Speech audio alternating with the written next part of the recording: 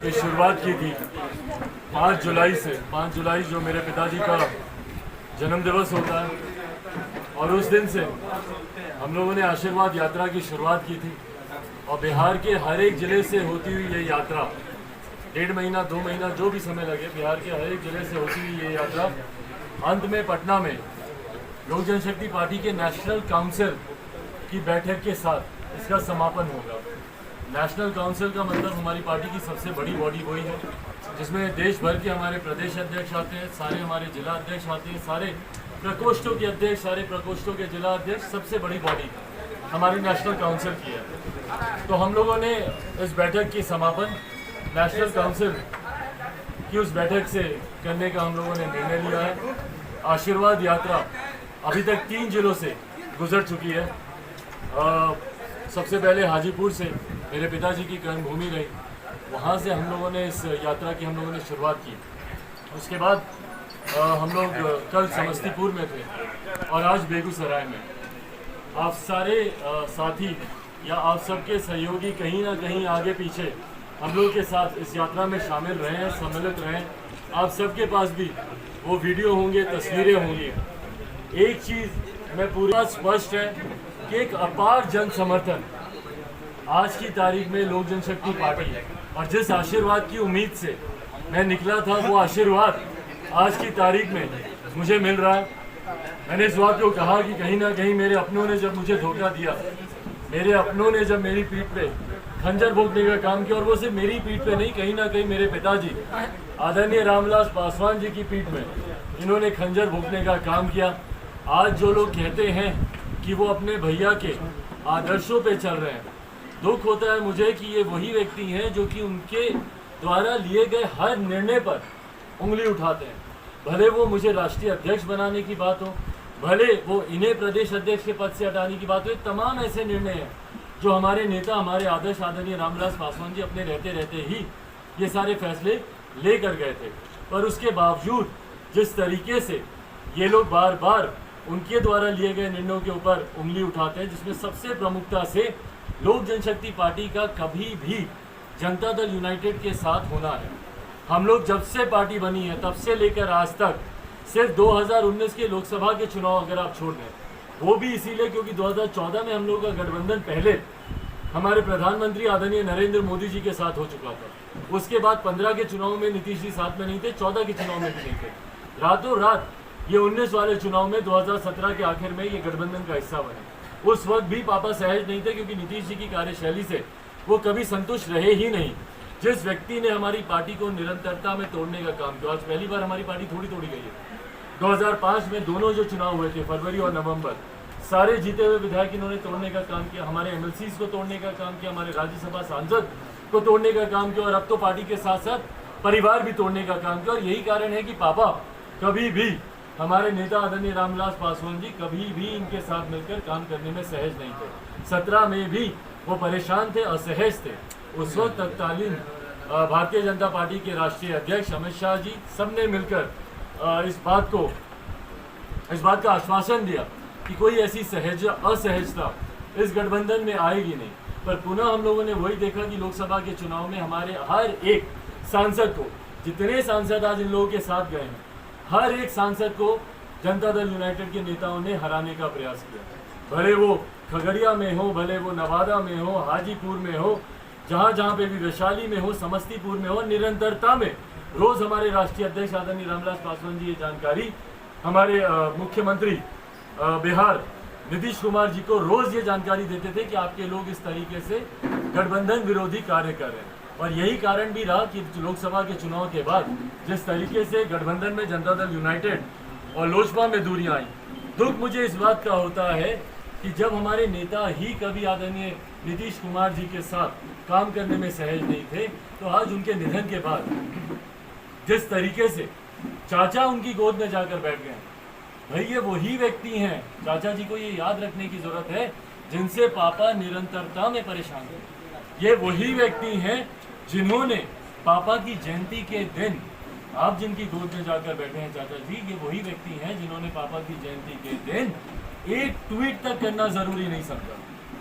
दूसरी तरफ जहां सत्ता पक्ष विपक्ष के तमाम लोग कहीं पे जयंती समारोह कर रहे थे, कहीं पे प्रधानमंत्री ने इतना खूबसूरत ट्वीट किया, सब किया, पर मुख्यमंत्री नीतीश कुमार जी ने एक शब्द बोलना उचित नहीं समझा। क्या इस तरीके के सम्मान की आप कल्पना करते हैं जिनकी गोद में आप जाकर बैठे हैं, हमारे नेता के आदर्शों की बात यहाँ पर कर रहे हैं? तो ये तमाम बातें चाचा जी को समझने की जरूरत है। आज जब उन्हें एक नई जिम्मेदारी मिली है तो उन्हें यह भी समझने की जरूरत है कि भैया अब तो आप भी उस डबल इंजन की सरकार में शामिल हैं, तो अब आपकी जिम्मेदारी और ज़्यादा बढ़ जाती है कि भैया सुनिश्चित करें जो बिहार में भ्रष्टाचार हो रहा है। कोई एक व्यक्ति मुझे बिहारी यहाँ पर मिल जाए जो ये बोले कि भैया कोई भी कार्य हमारा बिना घूस के होता हो, कोई एक आदमी मिल जाए बोले कि हाँ भैया हमारा ये काम था, सरकारी था, हम गए टपाटप हो गए, या हम गए ऑनलाइन भरे हमारा काम हो गया। एक काम जो बिना घूस के होता है। सात निश्चय की इनकी एक योजना मुझे बता दें जो बिना घोटाले के, बिना भ्रष्टाचार के चल रही है। और यही सारी बातें मैंने विधानसभा के चुनाव के दौरान भी यही सारी बातें उठाई थी और इसी का बदला मुख्यमंत्री नीतीश कुमार जी मुझसे ले रहे हैं। और मुझे कोई दिक्कत नहीं, आप लीजिए। अगर एक बच्चा आपको परेशान कर सकता है तो मेरे लिए इससे बड़े गर्व की क्या बात होगी भाई। आपका जितना राजनीतिक अनुभव नहीं है उतनी तो मेरी उम्र होगी। और आज आपने सारी चीजों को एक तरफ कर कर आपने सिर्फ और सिर्फ टारगेट क्या किया कि कैसे चिराग पासवान को कम किया जाए। इसके लिए आपने अपने खुद के नेताओं की बलि दे दी भैया। वो तमाम नेता जिन्होंने दिन रात मेहनत की मेरे परिवार को तोड़ने के लिए। आज मंत्रिमंडल का जब विस्तार हुआ तो सब मुंह ताकते रह गए। आरसीपी जी आके अकेले शपथ लेकर आ गए। भाई कोटा था ना आपका, वो कोटा आपने किसको दिया? आपने दिया चिराग पासवान के परिवार को। क्यों? ताकि चिराग पासवान की हैसियत को कम किया जा सके। पर एक बात समझ ले मुख्यमंत्री नीतीश कुमार जी कि यहीं से अब इनकी उल्टी गिनती शुरू है। अब वो दिन दूर नहीं है जब पुनः बिहार में मध्यवर्ती चुनाव होंगे। और ये बात 10 नवंबर 2020 को जब परिणाम आए थे उसके तुरंत बाद 11 नवंबर 2020 को ऐसी एक प्रेस वार्ता में मैंने कहा था कि 1.5-2 साल से ज़्यादा सरकार चलेगी नहीं। और अब देखिएगा, अब यहाँ से इनकी सरकार की उल्टी गिनती शुरू है। कई इनके जदयू के ही ऐसे विधायक हैं जो असंतुष्ट चल रहे और जो हम लोग के भी संपर्क में। बहुत जल्द आने वाले दिनों में आप देखेंगे कि किस तरीके से ना सिर्फ जनता दल यूनाइटेड में टूट होगी बल्कि तथाकथित जो एनडीए गठबंधन वहाँ पर चल रहा है उसमें भी टूट होगी।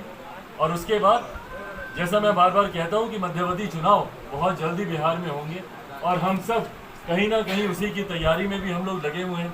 आशीर्वाद यात्रा के माध्यम से जहाँ एक तरफ मेरा संकल्प है कि मेरे परिवार के लोगों ने जब मुझे अब धोखा दिया तो अब बिहार की जनता के अलावा मेरे पास कोई बचा नहीं है, तो एक तरफ जहाँ उनसे आशीर्वाद लेना मेरी प्राथमिकता है, वहीं दूसरी तरफ अपने संगठन को कैसे मजबूत किया जाए बिना इस बात की चिंता किए हुए कि भैया अभी गठबंधन में कौन है नहीं है, कौन साथ है कौन विरोध में है, मैं किसके साथ हूँ नहीं हूँ, बिना इस बात की चिंता किए हुए, क्योंकि समय फिर से कम है। जल्द ही बिहार में विधानसभा के चुनाव होंगे और इस यात्रा के माध्यम से संगठन को भी कैसे मजबूती दी जाए इस दिशा में हम लोग काम कर रहे हैं। लोजपा कोटा, मैं बार बार मेरे लिए ये चिंता का विषय है। मैंने प्रधानमंत्री जी को भी परसों इसी विषय में उनको मैंने पत्र लिखा है और उसमें ही मैंने इस बात का जिक्र किया कि अगर लोजपा का कोटा कहा जाएगा, लोजपा का कोटा मतलब मेरे पिताजी हमारे नेता आदरणीय रामविलास पासवान जी के निधन के बाद जो सीट खाली हुई है उस सीट पर आपने इनको जिम्मेदारी दी है। अगर लोजपा का कोटा कहा जाएगा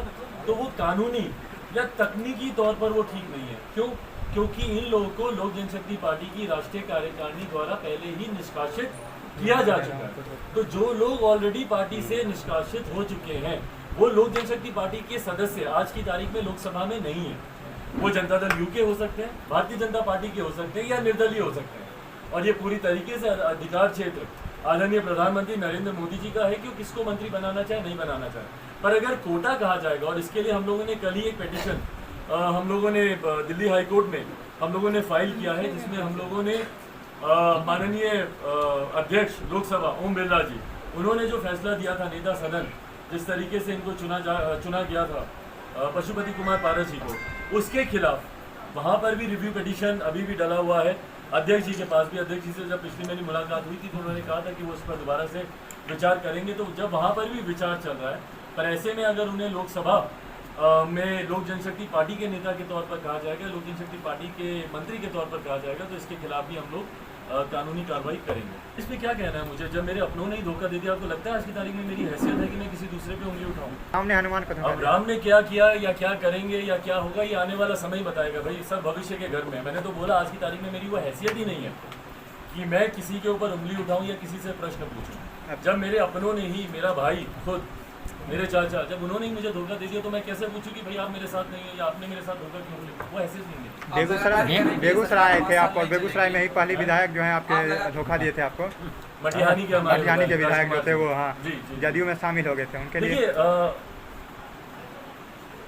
जो व्यक्तिगत महत्वाकांक्षाएं अगर कुछ लोगों की होती हैं, आज की तारीख में अगर मेरे चाचा जी पार्टी छोड़कर और परिवार छोड़कर अलग हुए, अब तो स्पष्ट है, अब तो मुझे नहीं लगता कि किसी को कोई कंफ्यूजन होगा कि क्यों वो गए, क्योंकि गोल पोस्ट बहुत चेंज हुए थे। पहले कहा गया था कि ये पार्टी का गुट अलग हो रहा है, क्यों? क्योंकि चिराग पासवान सबकी सहमति से काम नहीं करते, चिराग पासवान एरोगेंट है, ये कहा गया था, इसलिए हम लोग अलग हो रहे हैं। उसके बाद कहा गया था कि नहीं भाई, कारण ये है कि इन्होंने चुनाव लड़ने का फैसला अकेले ले लिया, जबकि सारे सांसद हम लोग चाहते थे कि हम लोग गठबंधन में चुनाव लड़ें। ये दूसरी भूमिका बांधी गई। तीसरा गोल पोस्ट चेंज किया गया कि भाई पहले चिराग पासवान से पूछो कि मुझे प्रदेश अध्यक्ष पद से क्यों हटाया, जबकि मैंने नहीं, हमारे नेता उस वक्त आदरणीय रामविलास पासवान जी तत्कालीन लोक जनशक्ति पार्टी के राष्ट्रीय अध्यक्ष थे, उन्होंने इनको हटाने का काम किया। तो बार बार इन्होंने गोल पोस्ट चेंज किया, पर आज ये बात स्पष्ट हो गई कि भैया आप वहां पर गए थे मंत्री बनने, और आपका मंत्री, और इनका तो बयान किया था कि भाई जब मैं मंत्री बन जाऊंगा तो मैं अध्यक्ष पद छोड़ दूंगा। तो स्पष्ट है कि मंत्री बनने के अलावा आपकी और कोई महत्वाकांक्षा नहीं थी। उसी महत्वाकांक्षा के तहत हमारे मटिहानी के विधायक भी गए थे कि भैया क्या पता वहाँ पर हमें भी जाकर मंत्री बना दिया जाए। एक निर्दलीय विधायक को बना दिया, दूसरों को बना दिया, तो हो सकता है कि शायद हमको भी मंत्री बना दिया जाए। पर अब जब असंतोष वहाँ पर ज़्यादा बढ़ेगा तो तमाम इन लोगों की वापसी होगी। पर वही है कि जो भी छोड़ के जा रहे हैं अपनी व्यक्तिगत महत्वाकांक्षा, आज अगर कोई हमारे नेता आदरणीय रामविलास पासवान जी के विचारों के साथ है तो वो लोक जनशक्ति पार्टी में मौजूद आज के हमारे तमाम पदाधिकारी और कार्यकर्ता साथ। देखिए, फिलहाल मध्यवर्ती चुनाव को लेकर हम लोग की प्राथमिकता सिर्फ और सिर्फ लोक जनशक्ति पार्टी को मजबूत करना। और मुझे खुशी है कि आज की तारीख में भी 95% लोक जनशक्ति पार्टी के सदस्य, भले वो हमारे जिला अध्यक्ष हों, भले वो हमारी नेशनल एग्जीक्यूटिव के सदस्य हों या हमारे नेशनल प्रेसिडेंट्स हों, या हमारे स्टेट के या यूटी के प्रेसिडेंट्स हों, 35 में से 33 आज की तारीख में हमारे पास हैं। 75 की जो हमारी मिनिमम बॉडी होती है राष्ट्रीय कार्यकारिणी की, उसमें से 66 लोगों के एफिडेविट्स मेरे साथ हैं, क्योंकि मुझे इस बात का विश्वास था कि आज नहीं तो कल शायद कानूनी लड़ाई लड़नी पड़ेगी। उनके एफिडेविट्स मेरे पास हैं। तो 95% पार्टी आज की तारीख में मेरे साथ है। और आने वाले क्रम में हम लोग संगठन को किस तरीके से मजबूत करें, हमारे प्रदेश अध्यक्ष राजू तिवारी जी यहाँ पर मौजूद हैं, संजय पासवान जी जो प्रधान महासचिव हैं, संजय सिंह जी जिनको संगठन की जिम्मेदारी दी है, उल्लास पांडे जी जिनको कल ही पार्लियामेंट्री बोर्ड के अध्यक्ष की जिम्मेदारी इनको मिली है, संजय रविदास जी हैं, उनको जिम्मेदारी मिली है सदस्यता अभियान की। यहाँ पर राम विनोद जी हैं, पूर्व हमारे विधायक हैं, यहाँ पर कैफी जी हैं जो पार्टी के पहले प्रधान महासचिव थे और राष्ट्रीय महासचिव हैं। तो तमाम इंदिरा जी हैं जो पार्टी में मजबूती से जुड़ी हैं, अजय कुशवाहा जी हम लोग के साथ हैं, जितने भी पार्टी के सदस्य हैं, सुरेंद्र विवेक जी हैं जो चुनाव हम लोग का लड़े थे मजबूती से।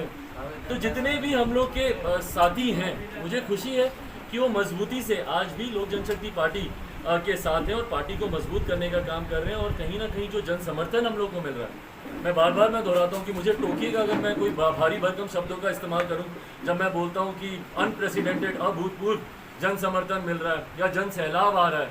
अगर मैं ज़्यादा भारी शब्दों का इस्तेमाल करूँ मुझे ज़रूर टोकिएगा, बट मेरी भी एक अपना अनुभव रहा है। बिहारी फर्स्ट यात्रा पर इससे पहले मैं निकला था, पिताजी के साथ बिहार बचाओ यात्रा पर मैं निकला था।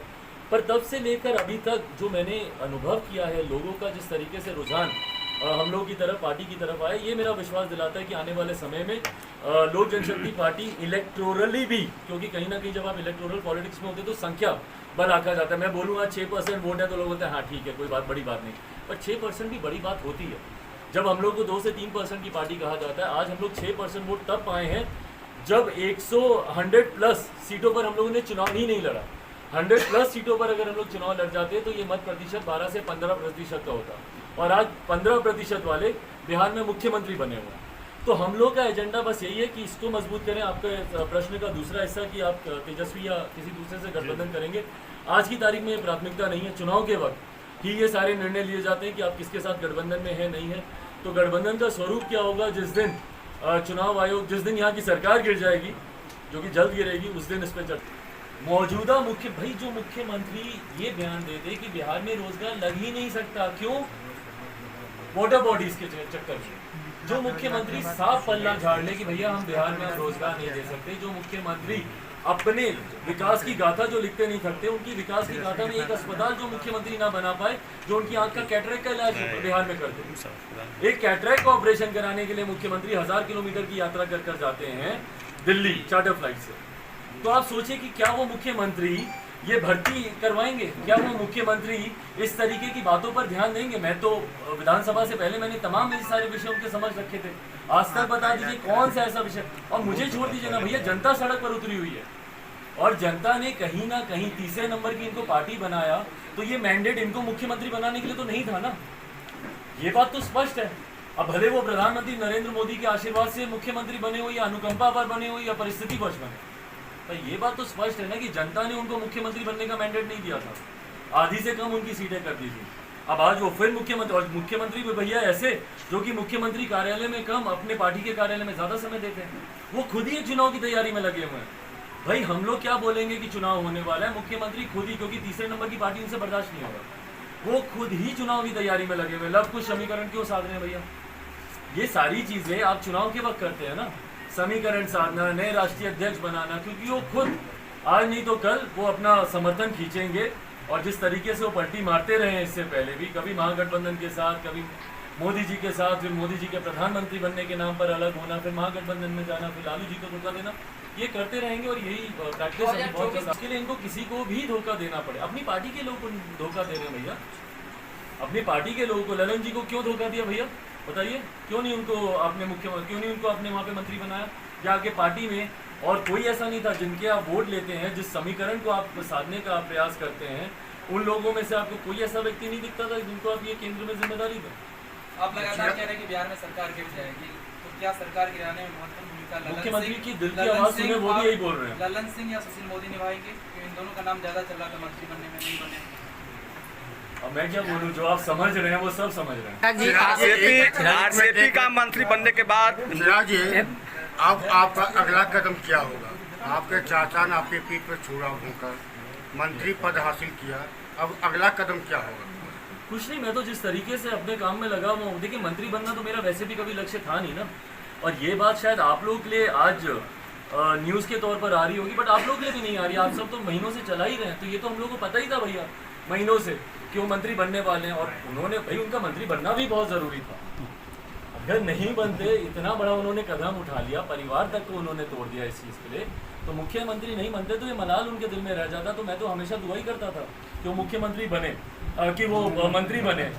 और अब जब वो मंत्री बन चुके हैं तो मुझे लगता है अब वो कहीं ना कहीं संतुष्ट हो गए होंगे, पार्टी पे अब उनका बहुत ज़्यादा कहीं पे ध्यान होगा नहीं। और मेरा ध्यान तब से लेकर आज तक से पार्टी को आगे बढ़ाने का है। मैंने इस यात्रा की घोषणा की है, इसके बाद पिताजी का जिस दिन निधन हुआ था 8 अक्टूबर को, उस दिन से ही मैंने घोषणा की है कि हम लोग एक पद यात्रा की हम लोग शुरुआत करेंगे। और जब तक बिहार में चुनाव नहीं होते, बिहार की जनता के बीच रहकर संगठन को मजबूत करते हैं। चिराग जी, एक सवाल, मंत्री बनने के बाद आशीर्वाद यात्रा पर निकले हैं, क्या बड़ी माँ से आप आशीर्वाद लेने जाएंगे? बिल्कुल, कल मैं जा रहा हूँ वहाँ पे, और कल मैं अपने गांव भी जाऊँगा, शहरबंदी भी मैं जाऊँगा, और वहाँ पर जाकर उनसे भी, बड़ी माँ से भी आशीर्वाद लूँगा, और अपने परिवार के जितने सदस्य हैं। मुझे खुशी इस बात की है कि हाँ, मेरा ये परिवार मेरे साथ है। जब एकदम अपने करीबियों ने आपको धोखा दिया, पर कई ऐसे और परिवार के लोग हैं मेरे, जो आज की तारीख में, मेरे परिवार के कुछ नाराज़ लोग भी थे, मेरी सिस्टर और जीजा जी। मुझे खुशी है कि वो सब भी आज की तारीख में इस कठिन घड़ी में मेरे साथ खड़े हैं। चुनाव में मैं कमज़ोर कि कौन सही में माटी का पुत्र है, कौन यहाँ पे रहकर यहाँ के लोगों के लिए काम कर रहा है, कौन सही में यहाँ पर संघर्ष कर रहा है। और मैं बार बार दोहराता हूँ भैया, संघर्ष का रास्ता मैंने खुद चुना है।